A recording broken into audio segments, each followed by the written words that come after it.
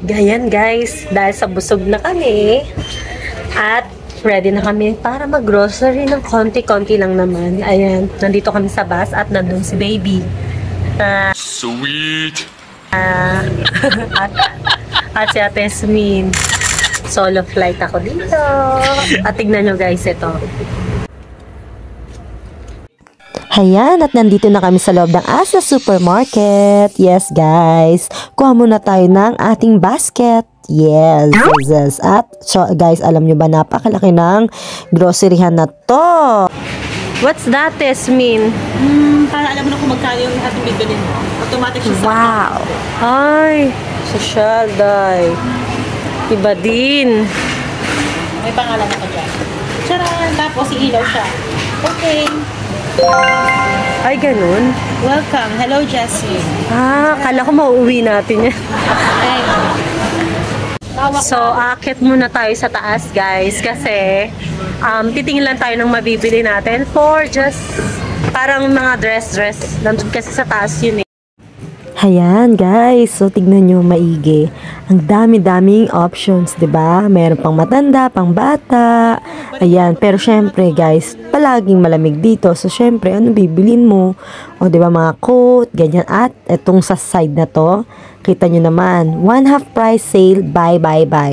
Yes guys, maganda sila mag-sale dito. Sobrang bongga at syempre quality wise, made in UK kaya yan. Ang ganda, tignan mo, 'di ba? So cute. Sarap bumili ng pasalubong. Oh, was 9, ngayon 5 pounds na lang. O 'di ba? Saan ka pa? Daig pa SM.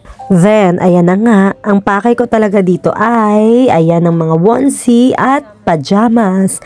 Yes guys, so favorite ko talaga yan. So kung makikita nyo, nabetan ko siya kasi animal print. O diba? Cutie lang. Actually guys, ayan. I can say na mahal, pero affordable naman. Ayan, chinek ko na ng machine na yan. Automatic, ang cute. Wala sa bundok yan. Well, sana all, diba? Papasana all ka talaga. At, syempre, next, ayan ang ating panglamig. Diba? So, kailangan ready na tayo sa ating mga winter dress or suits or whatsoever. Diba? Ang hirap din naman pumili minsan. Mas madali talaga kapag summer outfit. Ganun. Then, after pala nun guys, syempre bumaba na kami. So, nag-start na kami ng aming mga needs sa bahay. So, ayan ang eggs. 2 pounds, 2.20 pounds. So, how much is that? Okay. So, ang isang pound po pala sa Pinas ay 65 pesos. So, i-times 2 mo yan. So, magiging 130 pesos ang 12 pieces. Okay na ba yun? Carry lang, diba? Syempre, nasa UK tayo, guys. At, ayan si baby. May mushroom stuff. Favorite namin yan. Ang sharp. Gagawa sa kasi siya ng steak. At chine-check na niya ang prices. Not all diba? That's mushroom, no? Itong asawa ko guys, alam nyo ba yan? Yan ang pinaka-favorite niyang gawin kapag nasa supermarket kami.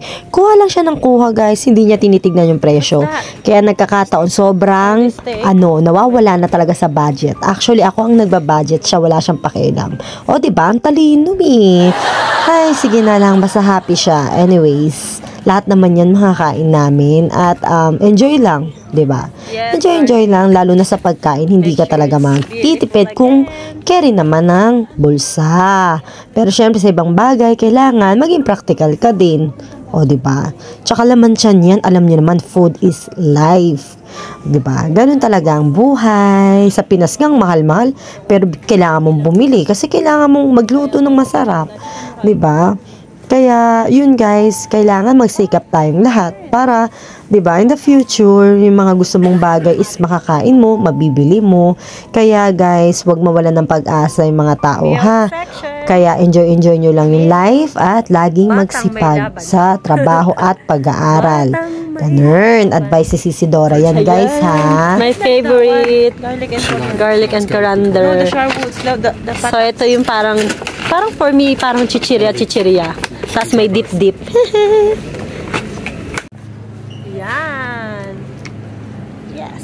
Blackberries is very, very good in your health. Did you want blueberries?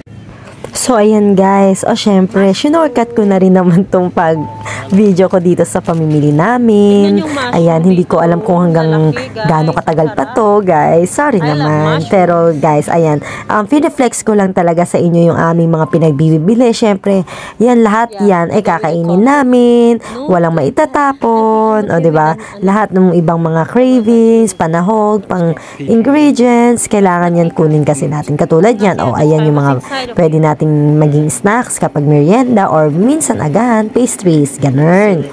At saka alam nyo guys, ang maganda sa abroad, fresh na fresh po talaga ang mga vegetables, fruits, meats, and even their pastries like that. Yung mga tinapay, ganyan. At hindi siya mamahalin. Pero ayan na nga tayo. Ano pa nga bang alak? Alak is life sa kanila. Well, sa akin, hindi na guys. Siyempre, medyo clean living tayo nga ngayon. Bawal sa ngayon. Pero, siyempre, occasionally, okay lang yan kila baby. Wala namang masamang mag-inom. Guys, may away. Nagulat ako, nagsasapakan yung dalawang maitim, negra. Ayun guys, oh. May away pa din dun, guys. Samantalang sila, baby, busy sa pagpapak. Ayan. Kasi dito walang bagger. So, ikaw lang mismo ang magpapak ng things mo.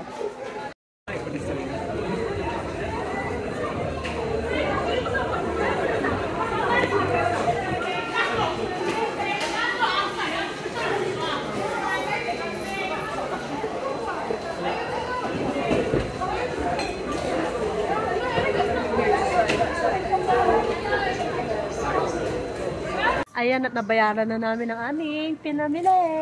Ayan guys, so pauwi na kami. Say bye. Bye mga ka-reels. Bye mga ka-reels. Bye mga ka-reels po.